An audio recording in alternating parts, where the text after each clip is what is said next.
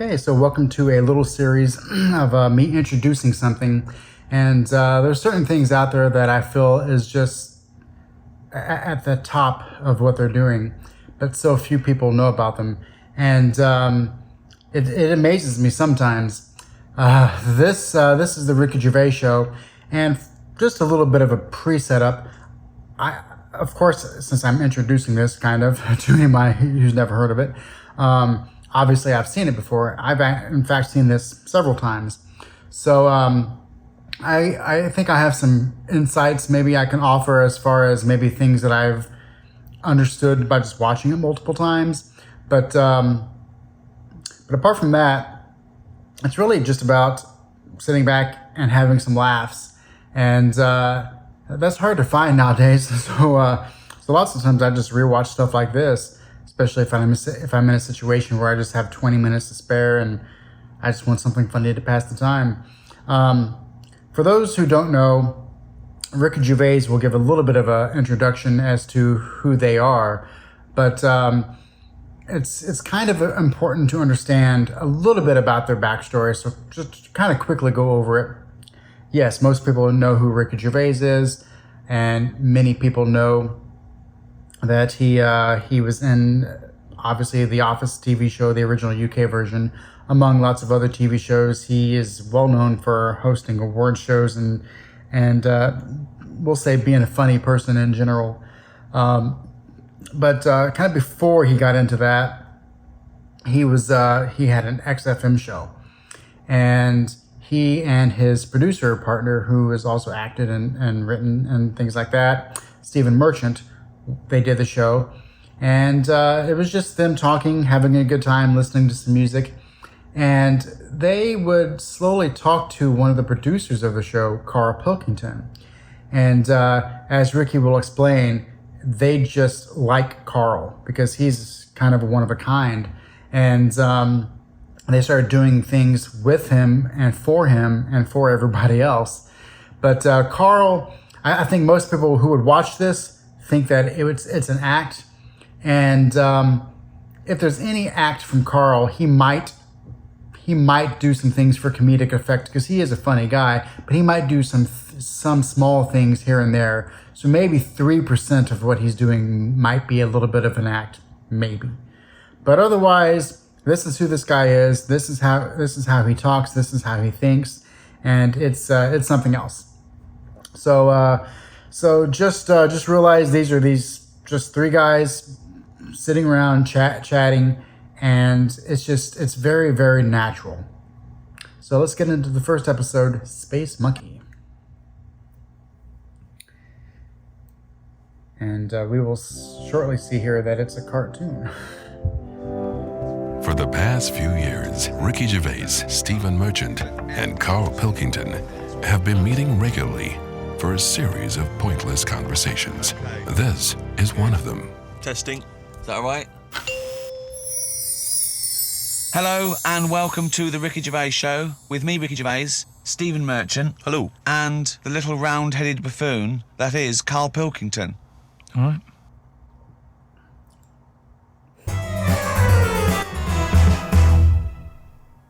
Now, you probably know me from such works as The Office and Extras, Stephen being my co-writer and co-director on those things. For those people who are not so aware of Carl Pilkington, he was our producer, sort of given to us when we first started on XFM. And you're thinking, well, why are we doing a podcast? It's because I like to be in a room with Carl Pilkington. You know, like some people go and help sort of chimps. Do they? Yeah. Well, they go to the jungles and things. And help out little sort of endangered Diane species. Fossey or whatever. Exactly. You're very much the Diane Fossey of the Manchester scene. Of the little bald mank world. And Carl Pilkington is an ongoing experiment for me because I've seen him blossom from an idiot into an imbecile. And I want to see it through. Look at the way he's looking at us. Look at that. He's got a perfectly round head. And that's why I'm doing this 360 podcast. degrees. Carl, what do you think about all this?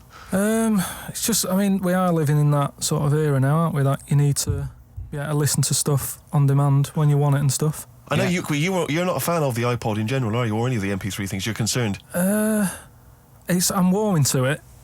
But this is what's amazing about Carl. Even though he's talking about things like MP3 players, computers, iPods, he sounds like he was found in a glacier and thawed out. Do you know what I mean? And sort of taught to speak. We're a couple of high school guys who found him, and we're trying to ingratiate him in the gang, trying to pass him off. And say no, man. No. But my thing with iPods is, now, do we need them? Do you know what I mean? We're living in that era now where we have invented most of the stuff that we need, and now we're just messing about. They said that in 1900. Someone actually said everything that's to be invented has already been invented. They said that in 1900, and how wrong were they? No, but what came out? At what point? What was invented in that year where they went, right, that's it now? The 20th century. Think what happened in the 20th century. Go on. Well, planes. Yeah, but is that a good thing? Planes and that. Do you need a plane, really? Wouldn't it have been better if we all stuck where we should be instead of travelling about? War. Well, look, war's happening, isn't it? Because everyone's saying, well, now we can fly, we'll go over there. So there were no wars prior to the invention of the aeroplane? Not like there is today. Right. But what I'm saying is, the world's got smaller, hasn't it? Everyone's saying that, right? Yeah. The way I was saying to you the other day, we now go to places where we shouldn't go. People go on holiday to places where you've got to have an injection before you go there. Yeah. Forget it then. That's a warning. Don't go there. I'm with you on that. I don't want to enter a country where I have to have an injection to stop me from dying while I'm in that country. Right, I totally agree with you on that. So what happened is, they invented the plane, and it's like, oh, let's go on holiday, and then they go, oh, die now. Oh, well, you've got to invent something. Let's invent an injection. And then it's like, right, well, what else do we need to go to that place? There's a lot of faffing. So what I'm saying is... Is that a place? A lot of faffing? What I'm saying is, Steve's travelled more than I have. You've been to, like, dangerous places. I've been to places where you need injections, yeah. Yeah, but why? Because it's fascinating, isn't it? Do you not believe in that idea of travel broadens the mind? It makes you experience other ways of life, other ways of thinking. It just enriches you as a human being. That's the whole reason people go travelling. Well, since the invention of the telly, you don't have to go that far to see it. You're absolutely right. So there you go then. The telly was the 20th century, wasn't it? Yeah, it's pretty good. So where would you stop then? You'd stop making stuff now? Stop inventing stuff right now? If we're going to invent something, right, forget like the traditional way of people having kids, right? The way they, have it away in that. What do you mean? What do you mean? No, like the way that, we have kids and stuff. If it'd be good if what happened was to control it is if man and woman, right, they're born and that, they enjoy their life, they learn a lot, they live to be about 78, I think, by that point. So specific. Yeah, 78, No. yeah. But by 78, I reckon you've sort of got to that point where you go, do you know what? I've done everything I'm going to do. If you haven't bungee jumped by the time you're 78, you're not going to do it. No. You know what I mean? So it's kind of like... Your hips come off. You've done it all now. Yeah. And then you die, right? So say if everyone had that, they live to be 78. But then just as you die, you have a little baby inside you. And as you die, your life carries on. Sorry. How is this happening? Sorry, are you mental? No, but don't you think... I mean, what? I've never heard such drivel. You're saying that, but if Newton said it, you'd go, interesting. That's what annoys me. Carl, he never would. No, He'd never say it, that's the point. But if you never say it, I don't understand what you're talking about there. How was it? How is there a little baby in a 78-year-old? No, what I'm saying is it's like an apple, where the apple grows and it's got its little baby pips in it, and the apple goes and the seeds are planted and a new one's born. But that's what happens. But that is what reproduction is. Yeah, but I'm saying babies aren't being born left, right and centre. It's controlled so that as someone dies, someone's born. But Carl, stop. Whose responsibility is Look, this? if you don't want to do it, we won't do it. But is it supposed to be nature? Has nature got to develop humans so that we act that way? We live that way? Or is this a scientific experiment? He said to you then, he said, look, if you don't want to do it, we don't need to do it. Like, if you were up for it, we'll sort it out. We can do that. We'll have a whip round so we can do the research. I just think, at the end of the day, we've got to do something. And is anyone keeping an eye on this and looking at what we can do next to control the population thing? It does my head in that I've got to live in London for work and what have you, and there's loads of people here, and forget going out on a Saturday night, it's too busy. and you can't move, and they keep. I mean, what annoys me about London So is your solution is that 78-year-old women have little babies inside them, and as they slip away into death, the little babies. And how is that baby then Who looks raised? after Who the looks baby? after the baby? Because it's a pretty good system having a baby while you're young enough to look after that baby and make sure it lives to, reproductive age itself. I mean, that system's been working for years. Nature's sort of sorted it out. Natural selection and evolution sort of makes that a good model. But wait a minute, nature. Pop that on hold, because Carl Pilkington's got an idea. Yeah. That's what it was, just an idea. Yeah, well, it was nonsense. It was nonsense. That is a crazy idea. Lots of what Carl says is you think about it and you're like, okay, I see where he's coming from. That is a crazy idea. He almost started going into the direction of if someone dies, then someone can be born to equalize that person's death, and that would keep the world at some type of even population, which would be crazy in of itself. But the idea that someone dies and a baby is born from the inside of them, wild. And another thing you'll notice that the show does talk a lot. There's lots of technology and looking to the past and forward to the future. And this whole series was recorded between like 2005 and 2010 or something like that. So it was right around that time frame. So with that in mind, I think the conversation about they're just kind of messing about right now with technology, and there's not been any really big advances like the 20th century had some major things as far as technology goes, but in the past 20 or so years, it seems more incremental. But some half ideas so far from Carl. But thank you for it. The worst I mean, it was the ramblings of someone you'd find by themselves in a hospital eating flies. This is the sort of thing you find when if they find maybe a pamphlet or a booklet written by a psychopath. Someone just before they went on a rampage and then turned the gun on themselves, they go through their possessions and they find a book and it's got weird drawings, women with knives in their face, and this kind of In garbage. fact, I saw a similar sort of theory written out on a wall, but it was written in shit. Exactly. Yeah. No, all I'm saying is, I think it's when people die normally, everyone's fed up about it, aren't they, and a bit down. But if when you pass away, you go, oh, we're gonna miss Gladys or whatever. But then there's this new life brought in. It's almost like a bad news, good But news. you're talking about it like Bad someone neus, could good pick news. this idea up and run with it. Like you've given them enough information to do it. How is this possible? Where does she get the baby from? Why does it grow? Why grow it in Gladys's belly? Why not have it in a drawer? Ready to go, just add water. I mean, Who looks after son of Gladys? there is no theory here. It's the ramblings of a madman. What I'm saying is, though, the body's always changing, innit? From caveman to now, or whatever. In some cases. And they're always finding out more and more. Like I read the other day about how they're saying, do you know, like they say, people have six senses. Yeah. There's loads more than that. Right, and there's this one. Loads more. No, right, and there's this one that's knocking about. Go on. That what it is. Say if I'm in a pub, right, and I'm just doing a crossword or whatever. Unlikely, but go on. And there's some woman who's walked in, right, and she's staring at me. Yeah. I know she's looking at me, and I look up and I look round, she's looking at me.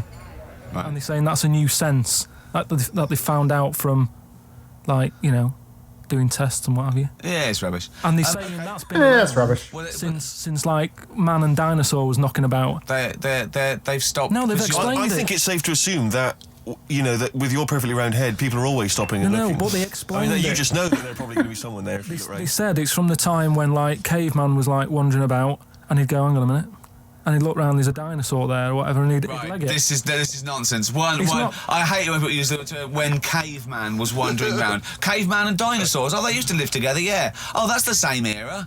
Yeah. What have you been watching? Raquel Welch. What do you mean? Well, what do you mean caveman wandering, knocking around with a dinosaur? You know the Flintstones is only partly based on fact. Dinosaurs and man did not coexist. The dinosaurs had long gone before man arrived. Extinct. Kaput. You don't believe us? Well, you don't believe because you've seen. You saw that film where they took pictures of lizards and magnified them and put them next to men in films so they looked like they were fighting. Yeah. No, but why couldn't that have happened? What is the film with Raquel Welch? A million years BC. A million years BC or A something. million years BC. Brilliant. Yeah. Yeah. No, but She had a sort of woolly mammoth bikini. Fact. but why wasn't the dinosaurs back then just like how we have dogs now, in a way? He's watching the Flintstones. He's thinking of the Flintstones. That's what he's when he thinking. puts out the saber-toothed tiger. Yeah, and then yeah. Dido And when he it mixes gets in. his concrete in a pelican. I just think that there must have been a crossover point.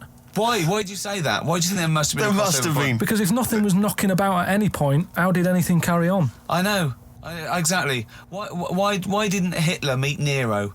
It's weird, isn't it? There must have been a crossover. They must have met somewhere. They must have met at a party somewhere.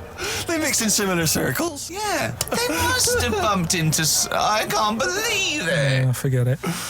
Oh. Forget it. Well, now time for one of our regular features. Monkey news. Do the jingle. Oh, chimpanzee that monkey news. What we're doing here is just giving you a bit of monkey news that's gone on, right? Where a monkey's been involved in it.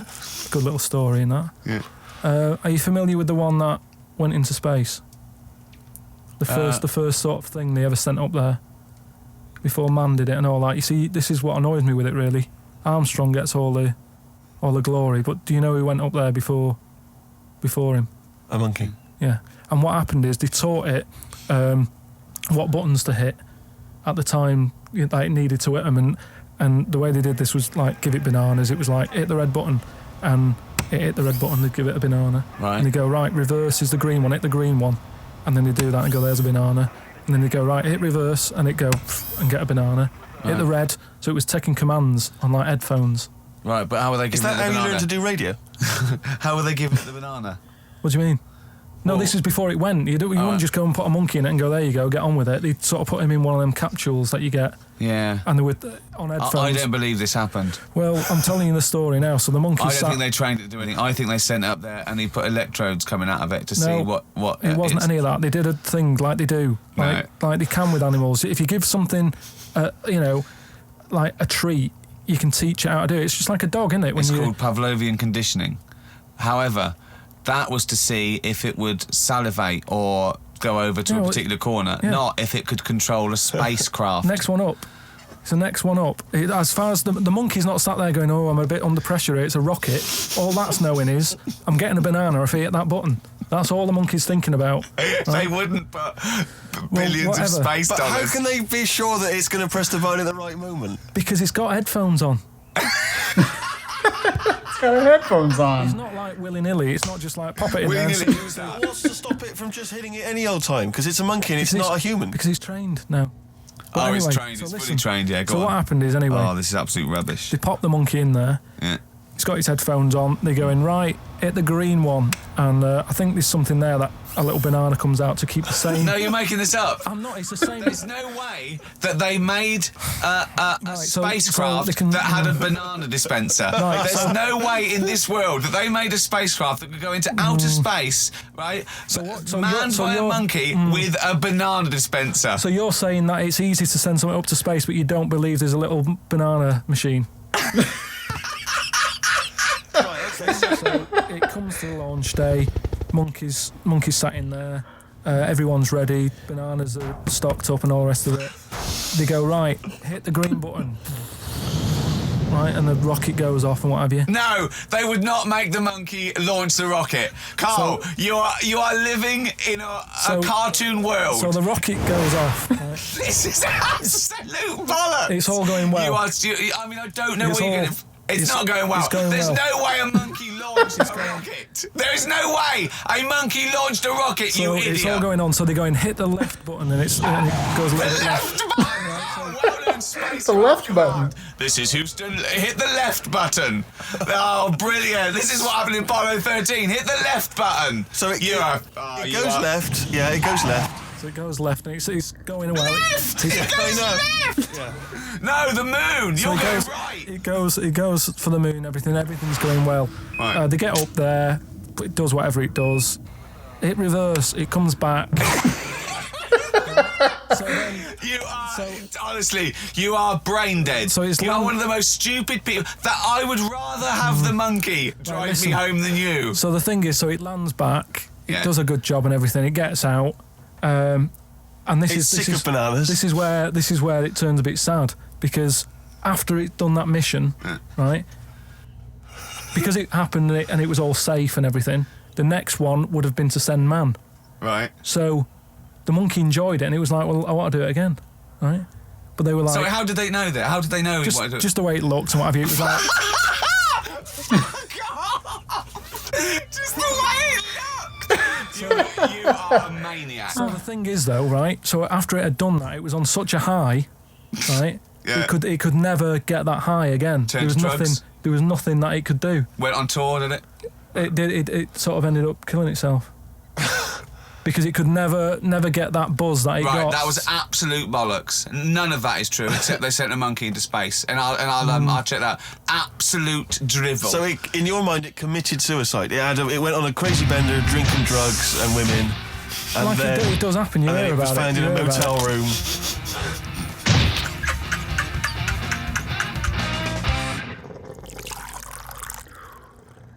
So, I think this is a perfect representation of how Carl thinks, because there's no way that he actually thinks that there was just a couple of buttons.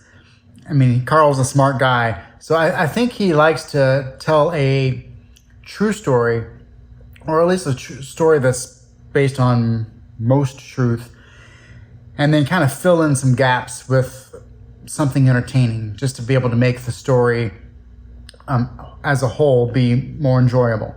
So, and you'll catch on to him throughout the entire series, the way he will tell something. And there's a couple times where Ricky will say, "Oh, well, I was here when this happened. Here's the truth of the story," and you'll be able to, okay, I see how Carl was able to, in his mind, forget some of the details and just kind of. He doesn't care so much about the actual details, just as he cares more about the end of the story and an entertaining journey to get there. So yeah, so he's not lying really, but he's just whenever he reads or hears something, he gets the main gist of it, and then just kind of peps it up a little bit for story time. So incredible stuff from him. Just the way he powers through the story. Stephen Merchant kind of helps him along. Stephen Merchant wants him to get there, and Ricky just cannot take it. Monkey News is some great stuff, and we only get it in like 9 episodes or something like that. But yeah, just a classic one. I met Derek Akora the other week. Oh yeah. Right. Now, who's he? Which one's he? He's Is he a medium? He can contact the dead. Is that right? he just chats to him and that, Sure. passes messages on. Nice of him. So I said, "Oh, tell us something a bit weird and that." So he said, "What do you want to know?" I said, "Just something weird." So he goes, "All right then." He said, "Here's one for you, right?" And he said, "There's this pub out in the country, and he said there's this mug. Do you know those old mugs that they have, where they used to like leave their own cup knocking Like a about, didn't they? tankard. Oh yeah. Tankard thing." Yeah. So there was one of them mugs in there, right? And everybody Tankard. Let's use tankard if we've All right, established a that's the word. tankard, yeah. Because you're the only mug in this story. Right. Believe in it all. High five. Great. So this tankard's knocking about, right? And everyone who's running the pub keeps going, "Oh, I wish they'd stop leaving this tankard about," right? And they pick it up. It must be a pain having a tiny, small tankard in a pub. That must be a real grind. So every time they sort of picked it up and went, "We'll have to wash that," and they popped it on a different sideboard. That person who's touched it died, right? Sure.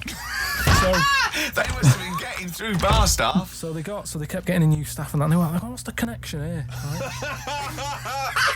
What's the connection here? Oh God. So they get a vicar in Of course they do.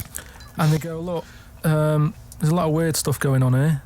This tankard, every time someone touches it, they die." So he said, "Leave it with me."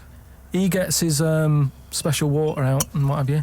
He comes round, does a little prayer, sprinkles it. He goes, right, not a problem, don't worry about it. He picks it up, chucks it in the bin. Guess what? What? Dies in a crash on the way home. Because he picked it up. Well, but Carl, you're telling me this like it's fact, and I'm meant to go, that's amazing. Derek Cora, he told me. Carl, I have no opinion of that story, other than I'm pretty sure there was absolutely no connection between touching the tankard and him dying. That's all I'm sure It's of. not just him though, is it? I'm not going to even contest the chain of events. All I'm saying is there is no connection. There is no connection possible because I believe in logic and the laws of the universe. Yeah, but what I mean, you never pick up a vibe of... Like, I've got a mate, right, who... That's another sense. He's living in this big stately home. He's living in there now. He pays £100 a month.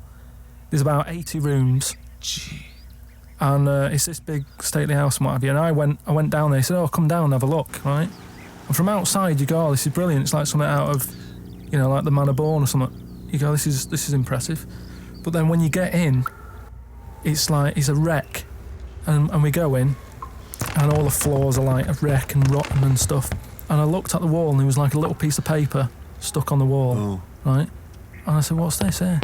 So I wandered over, right? Got right up close to it, and somebody had wrote it. Somebody had wrote it. Oh. Somebody had wrote it. Right, go on, So there's a little sign there, right? And I go up to it, and it says flies, right, with an arrow. Flies, like flies this way, right? I think that's a bit weird. So I follow the arrow, right, which goes to this corner where there's a shelf, about 3,000 dead flies on it. Oh my God. Condom stuck on the top. That's weird, isn't it? That is weird. That is weird, right? So I'm looking at that, and there's loads of stuff on the floor and that, bits of paper. Picked up this bit of paper, right? And it had, like in biro and that, it looked really old, like it'd been there years.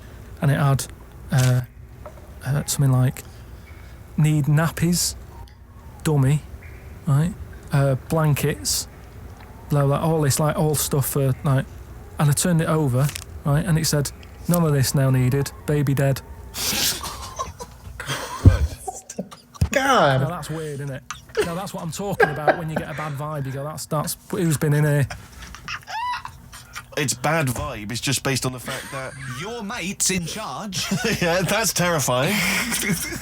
I mean, yeah, so it's like saying, are we scared of the dark? Yes, I understand why people are scared of the dark. I'm a little bit scared of the dark. You're walking along. Because you don't know what's in it. Yeah, you don't know what's in the darkness. That's why people get nervous. It doesn't mean you have to make the leap then that you've got some paranormal sense. Oh my God, I'm Carl Pilkington, and hang on, just like Derek Acora, I have sensed something strange and evil in this room. Wait a minute, there's some flies in a condom. I was right all along. That is weird. Flies in a Johnny equals badness. the flies in the condom was weird. It's now. weird. I don't know. It's But the note. Yeah. I just think of his face when he saw that reading it by torchlight. He must have been terrified. It's a bit odd, isn't it? It's a bit odd, all right.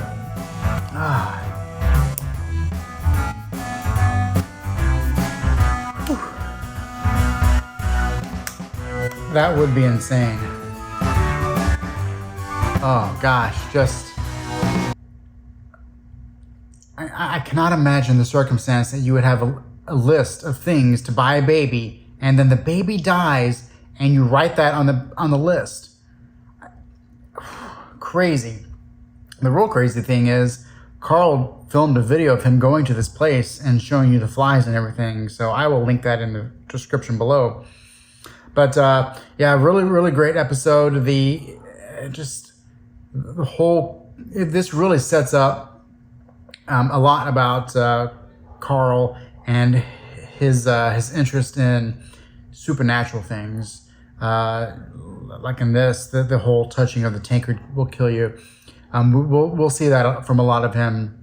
Just different conspiracies and things like that he'll talk about. But yeah, really, really funny episode. It's just Carl's something else because he's very monotone. He really tells the story really well. The way the inflection in his voice is not so much how he enunciates everything, it's the way he says it, the verbiage he uses when he pauses, things like that. So I hope that anyone who has not seen this finds it funny, finds it intriguing to watch and continue watching. I will be doing this show fairly quickly, not too incredibly quickly, but I don't have an idea for a set schedule. Maybe I'll just do it whenever I feel like doing it. And perhaps I'll get into a particular... I don't like to be too particular on days that I'm uploading things. I would rather, for now, do it whenever I feel like it. But yeah, there's three seasons of this, and they are like 12 episodes each, I believe. So a lot of room to be able to have some great laughs in this. And yeah, let me know what you think about Carl in the comments below. I'm sure some people who come across this video probably have already seen the show before, if not multiple times. And I say that there's never enough of me watching this show on repeat, because it's just endlessly entertaining and thought-provoking, and it's just kind of like you're hanging out with some people, having a conversation and having some laughs. But next, coming up, I will be reviewing that popcorn I was talking about. I wanted to make a batch and then to make another one just so I can make sure I don't mess up the first couple.